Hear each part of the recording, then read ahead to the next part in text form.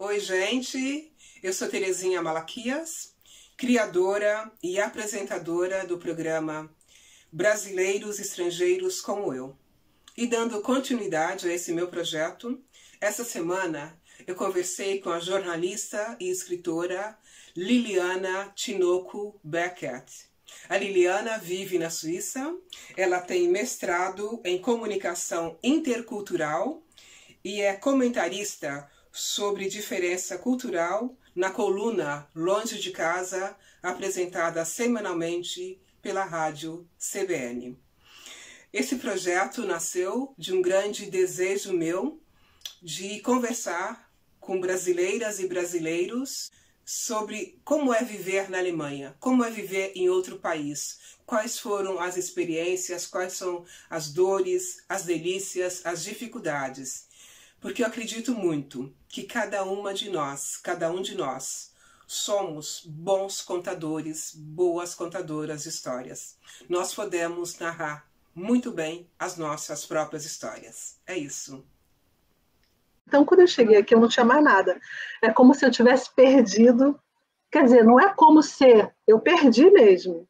Perdi toda a capacidade, né, de falar, do jeito que eu falo em português, do que me adiantava eu escrever lindos textos em português se eu estava no país onde não se fala português.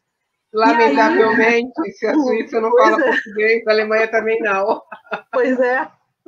E aí eu fui me reinventar, né? Fui ser assistente executiva. E fui durante 10 anos, foi muito bom. Eu aprendi um monte de coisa que eu não sabia. É bem pago, sabe? É um emprego assim, bem pago aqui. Que é uma coisa de. E é diferente do Brasil também, né? Que aqui eles dão muito valor ao trabalho. Então foi muito bom, mas chegou um momento da minha vida que eu pensei, eu não quero mais fazer isso, porque eu estou fazendo mais pelo salário e eu queria fazer algo que fizesse um pouco de diferença. Claro. E também eu estava cansada de todo dia sair de manhã cedo, voltar para casa de noite, ficar correndo igual uma doida. Eu já tinha 2 filhos. E aí eu pensei, eu vou fazer um mestrado. E fui fazer um mestrado isso em 2014. Eu estava com esse sentimento, eu não quero mais fazer isso. Vou fazer um mestrado, porque eu também tinha muitos problemas de adaptação. Embora eu já estivesse aqui, imagina, em 2014, há 9 anos, eu ainda me sentia muito não adaptada, sabe? Eu me sentia muito um ET. E aí eu fui fazer esse mestrado em comunicação intercultural pela Universidade de Lugano, aqui na Suíça italiana, e para entender mais esse processo de mudança cultural, sabe? Sim. Então, eu acho que juntou ali a fome com a vontade de comer, de você querer mudar de ares, fazer outra coisa, estudar. Sim. E também a empresa onde eu trabalhava estava passando por uma crise muito grande e eu pensava, essa empresa não vai sobreviver, eu preciso de um plano B. Além de eu ter todas as minhas questões, eu pensava, o meu plano B vai ser estudar. E deu tudo certo, sabe? E aí eu comecei o mestrado em 2015, e aí nessa coisa toda eu fui fazer a minha dissertação de mestrado em 2016 sobre as diferenças culturais entre os desafios culturais enfrentados por mulheres brasileiras na Suíça alemã, que é onde eu moro. Ou seja, eu queria me entender, sabe? Claro. Nesse contexto. Que tema incrível e necessário, Liliana. Não é? Sim. E aí eu entrevistei mulheres e foi muito bom. E aí, nesse meio tempo de descobrir quais eram as barreiras culturais, eu descobri uma coisa que não estava nos questionários, que era o seguinte: as barreiras culturais se deviam principalmente à falta de informação sobre a migração. Porque todo mundo acha no Brasil que, embora, é só ir para o aeroporto e pronto, acabou. Aí você vai ter uma vida perfeita na Europa, ou nos Estados Unidos. Ou, assim, né? No papo de mágica. Porque é um país de primeiro mundo, vai ser muito fácil. E eu escutava isso demais nas entrevistas, e também eu já trabalhava para a Swiss Info, eu era freelancer, trabalhava, quer dizer, continuo sendo, mas eu trabalhava menos antigamente para a Swiss Info, e eu sempre escutava isso nas minhas entrevistas. A Swiss Info é como se fosse... Desculpe, explica para nós, por favor, o que é isso? Então, a Swiss Info é o site, é como se fosse a Deutsche Welle da Alemanha, ou a BBC da Inglaterra. A Swiss Info é um site de notícias nacionais, e é aqui da Suíça, então é Swiss em vários idiomas, né? Com H em vários idiomas, e tem em português também. E aí, nesse meio tempo, eu, fazendo a minha dissertação, falei, gente, a Swiss Info precisa de uma coluna que retrate essa questão da migração de língua portuguesa na Suíça, que é enorme. Sim. E aí eu propus uma coluna que eu tive lá durante 3 anos, que se chamava Suíça de Portas Abertas, onde eu explicava, falava sobre esses assuntos ligados à adaptação, integração. Aí o meu último projeto, só para terminar, foi um livro que eu escrevi agora, terminei, sobre mulheres brasileiras casadas com homens estrangeiros pelo mundo. Inclusive, Terezinha é uma das minhas entrevistadas, né? Quando eu falo sobre mulheres brasileiras pretas, eu não uso mais o termo negra, eu aprendi que não é legal. São mulheres pretas brasileiras casadas com homens brancos, europeus, norte-americanos, o que seja.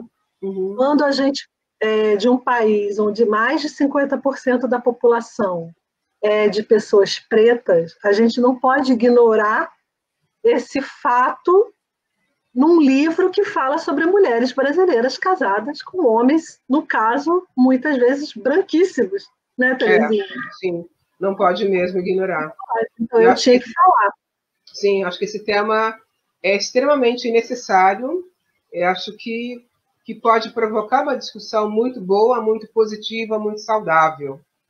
Pois é. Porque a realidade existe há muitos anos, essas relações interraciais, né? Casais binacionais, aliás, e eu não sei até que ponto isso foi tratado em livros, eu desconheço, eu não sei. Em língua portuguesa, né? Eu não sei, eu não conheço até agora um livro que trate dessa questão. E o meu outro projeto, que é um projeto voluntário que eu faço com a Graziella Velardo Bierer, que é uma aconselhadora psicológica aqui também na Suíça. Ela é brasileira de São Paulo, como você. A gente faz um projeto que é o Migração e Debate, em que a gente faz rodas de conversas, a gente sempre traz um tema, e aí a gente apresenta estudos, a gente já falou sobre autoestima, sobre até casamentos binacionais, amizade, preconceito. Diversos temas, né? Que estejam ligados à migração. E o projeto é o Migração e Debate. Bem, me apresentei. Obrigada, muito obrigada. Eu acho muito bacana porque você está sempre em movimento. Você é uma pessoa extremamente criativa e eu vejo você muito preocupada em trazer essas questões nossas de imigrantes e colocar em pauta, e colocar em discussão, porque eu acho que é necessário, é uma discussão necessária, não é mesmo? Então, exatamente. E sabe por que eu faço isso? Não é porque eu sou boazinha, não. Por quê? Porque quando eu cheguei aqui, eu procurava e eu não achava nada. E eu tinha desespero, Terezinha. Sabe? Eu ficava assim, por que quando eu passo na rua, eu olho para a cara de uma pessoa e essa pessoa não olha no meu olho? Por que eles não dão beijo? Por quê? Por quê? Aí eu tinha uma situação que eu achava que a pessoa tinha sido grosseira comigo, eu falava, mas por que isso? Por que isso acontece? Eu tinha um desespero. Depois, com a minha dissertação, como eu falei, eu comecei a ver que não tinha informação na imprensa disponível, na grande mídia, para quem migrava. Então, você batia muita cabeça até você saber que aquilo ali era uma questão cultural, Porque eu saí do Brasil, eu já tinha viajado para o exterior, mas eu nunca tinha morado. Eu tinha feito um curso em 2002, eu cheguei aqui em 2005, né? De 5 semanas no Canadá, e eu me lembro que eu estranhei muito também o jeito das pessoas lá. Mas ninguém nunca levou esse papo comigo, sabe? Eu vinha de uma realidade monocultural, como a maioria das pessoas no Brasil. A gente não tem muito contato. Não, e aí eu tem. conheci 5 meu semanas marido. é pouco, né? 5 semanas é muito pouco. É um mês, uma semana. Não dá para entrar na cultura do país. Assim. Não dá para entender o porquê, né? E eu vivi muito esse desespero e eu procurava informação e não achava. E eu falei assim, gente, eu preciso, porque eu sou a pessoa que quero, que sou a pessoa que escrevo, eu preciso levar essa informação. O livro mesmo, que você falou, não tem muita informação, não tem. Tem tese acadêmica. Sim, sim. Tem livros em inglês. Mas livro para o povo em português, matérias na imprensa, muito pouca. E geralmente a matéria de imprensa assim, não dá para ir muito no cerne da questão, né? Porque não dá muito espaço. Então foi mais ou menos assim, uma coisa que eu quis levar para a minha vida, sabe? Sim. Nossa, eu acho muito legal, porque assim como você, eu cheguei depois de você, e acho que todas nós, eu falo nós, que a maioria que eu conheço aqui, não sei, na Suíça, somos mulheres brasileiras, nós chegamos e não tem essas informações e ficamos perdidas, né? Eu sempre falei aqui com meu marido, poxa vida, deveria ter informações, como eu devo me vestir no inverno, por exemplo. Eu sou brasileira, nós não temos inverno no Brasil. Quer dizer, eu sei que no sul tem uma semana, às vezes São Paulo tem 3, 4 dias, né? Já peguei São Paulo uma semana de frio, mas não se compara com o inverno alemão, com o inverno suíço. E eu falava, no começo, eu não sei me vestir, não sei me calçar, e é natural você passar frio, porque você não sabe os truques, as informações necessárias para se preparar, né? E imagina isso num contexto maior, assim, isso vale para tudo, né? Tudo. A adaptação ao idioma, por que eles não se beijam? É interessante, porque assim, o meu marido é alemão, né? Moramos na Alemanha sempre, e ele já conhecia o Brasil. Desde 91, acho que ele conheceu o Brasil, e eu só o conheci em 2004, em dezembro de 2004. E aí, quando eu vim para a Alemanha a primeira vez, eu vim 2 vezes ou 3 de férias para conhecer, para saber se eu ia me adaptar, numa cidade de 250 mil habitantes. Aí eu fui, ele é capoeirista, desde o ano passado é contramestre de capoeira. Aí eu chego, e assim eu vim, alemão no beijo, alemão no beijo, alemão no beijo. Eu vim fazendo essa fala comigo. Lavagem cerebral. Lavagem cerebral, exatamente. Aí eu chego no grupo, 1 me beija, 2 me beija, 3, todo mundo me beijou. E eu, como assim, alemão não beija? Só que meu marido, distraído, esqueceu de dizer que todo mundo no grupo ou conhecia o Brasil, já tinha ido para algum encontro de capoeira, pelo menos uma semana, conhecia muito a nossa cultura e falam pelo menos obrigado, churrasco, saudade. Essas palavras, né? E eu, na maior atenção, alemão no beijo, chego lá, todo mundo me beija, eu, como assim? Depois eu fui ver que fora da capoeira as pessoas não beijam, né? Então, os alemães da capoeira são os alemães muito especiais, porque abrasileirados, exatamente. Pois é, mas você sabe que isso que você está falando é muito legal, porque os alemães da capoeira, é isso aí mesmo, eles são abrasileirados. Por quê? Porque eles têm um contato com a cultura brasileira.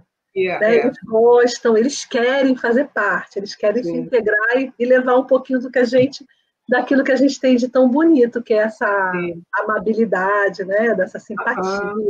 E isso é muito legal também, porque quando você vive numa outra cultura, ou conhece uma outra cultura, você vive nesse mundo de dualidade, que esses alemães que você conheceu vivem também.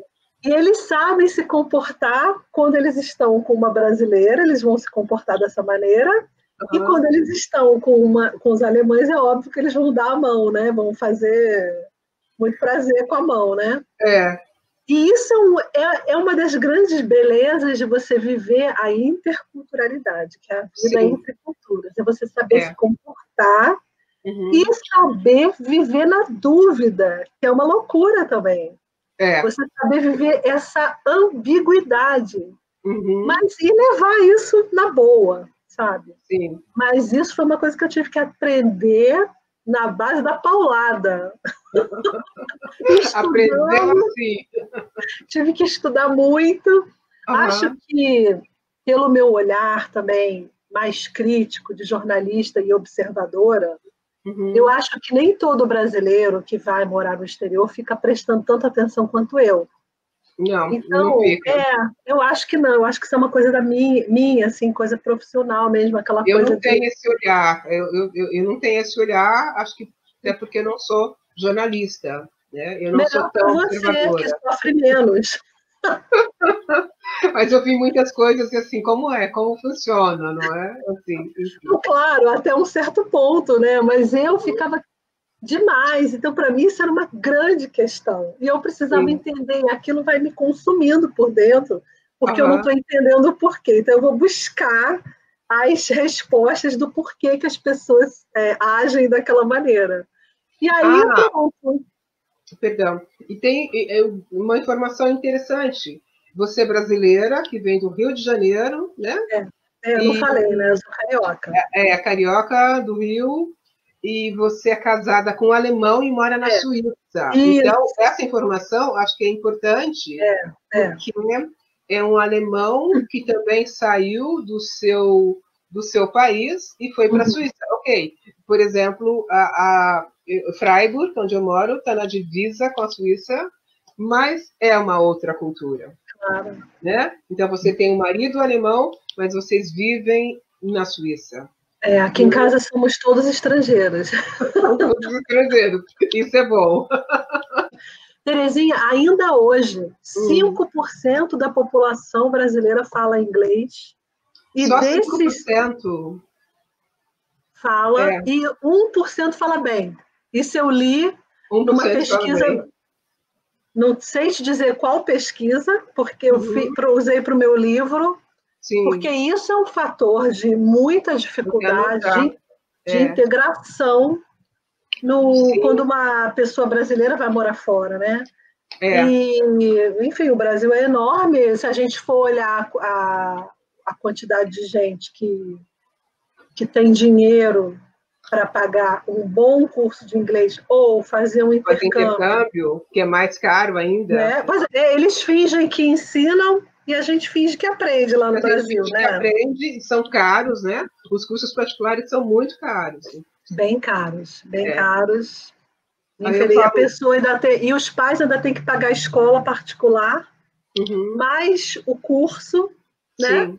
Agora você vê, eu tenho filhos aqui na Suíça, né? Minha filha vai fazer 14 anos daqui a um mês, e o meu filho tem 10. Olha, a gente não paga escola, a gente não paga material escolar. Terezinha, a única coisa que eu compro é a mochila, o estojo, as canetas e os lápis. Eles dão tudo, caderno, tudo. Até agenda eles dão. Até iPad eles dão, tá? Até iPad. Não é toda a escola, não, mas aqui na minha cidadezinha, eles deram na pandemia iPad para todas as crianças, quer dizer, para a turma do meu filho. Eu não sei se para a criança do jardim de infância deram, eu já não sei. Sim. Mas para você ver o nível. E aí, meu filho agora com 10 anos, ele já aprende inglês, já tem 3 anos. Com 10 anos. Com certeza agora fala muito bem inglês já com 3 anos. Olha, ainda não conversa, não. A minha filha que vai fazer 14 fala muito bem. Mas o meu filho ainda não, mas ele vai começar agora o francês. Agora, semana que vem, segunda-feira, ele começa as aulas. E como eles são bilíngues, né? Eles já são crianças que falam alemão e português, então a mente já abre conexões cerebrais, né? Então é só vantagem, né, Terezinha? É. Você sempre falou com seus filhos em português? Sempre, sempre, desde neném. Meu filho era neném. Eu acho. É Acho que muito importante. Legal. Eu vejo algumas mães brasileiras que não falam português, e não quero criticá-las, né? Vejo pais também que não falam, e a minha intenção não é criticá-las, mas assim, acho que seria tão bacana se essas mães, se esses pais soubessem que a criança pode conviver com 2, 3 idiomas e vai aprender todos, assim. Todos. Eu já criança é uma esponja. Pesquisa, falas de pedagogos, e assim, e reforço o quanto é importante o casal binacional, cada um falar o seu idioma com o filho, com a filha, não é? Realmente, Terezinha, você está certíssima. A gente não critica porque é uma decisão pessoal, né? Sim, claro. É uma decisão individual, no caso ali do casal até. Sim. Né? Cada um sabe o que faz, mas assim, é uma pena.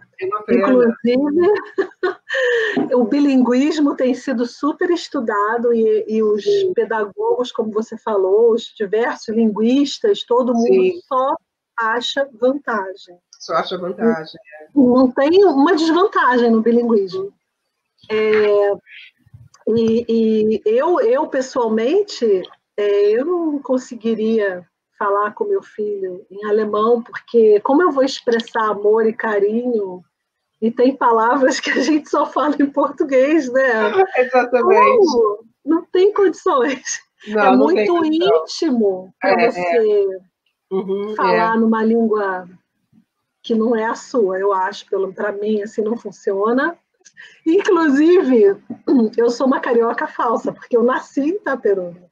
Só que eu nunca morei lá, eu sou fluminense, né? Mas eu nunca morei lá. É que minha mãe foi lá para eu nascer e voltou quando eu estava com 2 meses, voltou para o Rio, que era onde ficava a casa dela. Sim. Mas então eu não tenho essa conexão com a cidade onde eu nasci, porque eu nunca morei lá, eu ia passar férias, era uma coisa muito assim da família, eu não conheço muita gente lá, né? E não é tão pertinho do Rio assim, são 5 horas de carro. É longe. É longe, né? Já ali no Rabicho, divisa entre Minas e Espírito Santo. Sim. Mas então eu não tenho essa conexão toda com a cidade na qual eu nasci, da onde veio a minha família, tanto por parte de pai quanto por parte de mãe. Mas eu sou uma itaperunense. E eu sou uma mineira. É mesmo? Eu sou uma mineira, que eu falo que o meu coração nasceu em São Paulo. Eu fui para São Paulo com 12, 13 anos, e eu falo sempre, eu me sinto paulistana, completamente adaptada naquela loucura, naquela cidade, daquele tamanho, que eu amo. E aí, assim, eu falo, não é esconder, não é que eu queira esconder, não é isso. Mas o meu coração nasceu em São Paulo. Meu coração escolheu nascer em São Paulo, amo Frutal. Eu cheguei em São Paulo, eu queria ser prefeita de Frutal um dia, para cuidar bem. Eu nem queria salário, ia ter um outro trabalho para ter salário e pagar a vida. Eu queria ser prefeita para cuidar bem da minha cidade, Frutal, no Triângulo Mineiro. E aí, São Paulo me abriu um mundo de possibilidades. Que eu tenho muita gratidão a essa cidade. E amo cidade grande, assim, me adaptei completamente. Então, eu sempre falo assim, eu sou paulistana, meu coração nasceu lá. Essa é a escolha. É a identidade, né, Terezinha? Nossa identidade, né? Eu também, com 2 meses eu fui para lá, ou seja, eu não me entendo como outra coisa que não seja carioca, né? E essa, inclusive, como a gente tem uma migração mais tardia, né? Você também com mais idade veio, essa questão identitária, ela pega muito na migração, porque você pegar uma pessoa com mais de 30 anos e transformar em outra coisa. E, aliás, Terezinha, é muito importante que você fale que não é para se transformar. Não. Você vai se adaptar, você vai ter essa dualidade de comportamento, mas você é quem você é. Exatamente. Você vai incluir o novo, né? Vai absorver a nova cultura, vai se integrar ao seu ser, Terezinha, de São Paulo. Vai abrir um pedacinho para ser a Terezinha de Freiburg E você vai atuar como essa Terezinha, não vai ficar dando beijo, não vai ficar assim, né? Como a gente faz no Brasil, a gente vai dar um certo limite nessa gargalhada, tentar pelo menos. Mas isso não significa que você vai deixar de ser a Terezinha que dá gargalhada, né? Que usa seu lenço, eu que uso minha blusinha de detalhes tropicais. E eu nem quero, porque eu sou isso aqui. Eu sou isso, eu não posso ser outra coisa. Eu posso me adaptar em alguns momentos para eu não agredir, né, quem é daqui, quem fala baixo. A gente não vai falar alto em casa depois das 10 da noite, a gente não vai ficar grudando nas pessoas, botando a mão, dando tapinha nas costas. Aliás, eu nunca fiz isso no Brasil, eu não sou disso de tocar as pessoas. Eu também não. E aí eu falo, enfim, tem uma menina, uma senhora brasileira que mora aqui há muitos anos, que o pai era alemão, mas ela nasceu no Brasil. E eu saí com ela algumas vezes, faz anos que a gente não sai, e às vezes ia comprar alguma coisa. Ela punha a mão, eu morria de vergonha, ela punha a mão nas pessoas, assim, gente, eu nunca fiz isso no Brasil, minha família não faz isso. Às vezes eu falava assim, menina, eu não quero falar o nome de repente, ela vai dizer, menina, não faz isso, né? Mas, enfim. Aliás, é constrangedor, né? Assim, eu acho constrangedor no Brasil, porque eu nunca tive essa cultura de tocar outra pessoa, é muito íntimo, ainda mais aqui, que tem essa coisa, e na Suíça também tem essa distância, se mantém essa distância naturalmente. Né? Assim, eu queria, então, talvez encerrar com uma última pergunta. O que você sente falta, né, do Brasil e a quem você agradece? Na verdade, duas perguntas em uma. Do que você sente falta ou de quem e a quem você agradece? A quem eu agradeço? Bem, eu sinto falta do Brasil, assim, muito das pessoas, sabe? Que tem lá amigos, pessoas da família, pessoas muito legais que eu conheci na minha trajetória dos 32 anos que eu vivi lá. Ai, tanta gente bacana. Quando eu vou lá, é tão legal. Nossa, as pessoas me tratam com carinho, sabe? E eu fico, assim, muito tocada por isso. Agora, é engraçado esse negócio de Brasil, porque Brasil, para mim, é o Rio de Janeiro. Para mim, Brasil é São Paulo, eu te entendo muito bem. Liliana, muito bom falar com você. Que energia boa, incrível, incrível. Obrigada. Muito obrigada a você. E a gente vai falar mais. Beijos. A gente vai falar mais quando você estiver lançando o livro. Tá? Eu vou querer. Por favor. E, gente, obrigada pela audiência. Se inscreva no meu canal, para que a gente possa fazer mais vídeos como esse, porque eu amo esse projeto e eu quero, e agora que eu resolvi começar, ele vai ficar aí. Eu quero, sim, trazer pessoas incríveis, como eu tenho trazido, Liliana, já teve Rodrigo, já teve Fabinho, né, conversando com vocês. Muito, muito obrigada por vocês nos acompanharem. Até. Tchau.